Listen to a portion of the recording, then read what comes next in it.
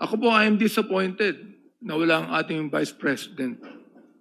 But I'm not surprised, Madam Chair. I'm not surprised. Pero mas maganda sana kung nandito siya sapagkat palagay ko nakikinig siya. Alam niya lahat ng pinag-uusapan dito.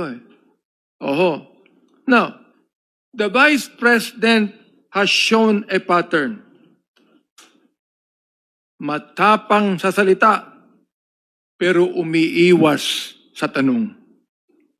She is tough when speaking to media, when issuing statements, pero kapag haharap sa proseso, biglang nawawala. Madam Chair, this is not only about attendance. This is a preview of leadership.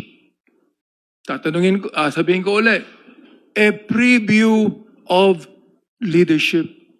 Binanggit niya na gusto niya maging Pangulo ng Pilipinas.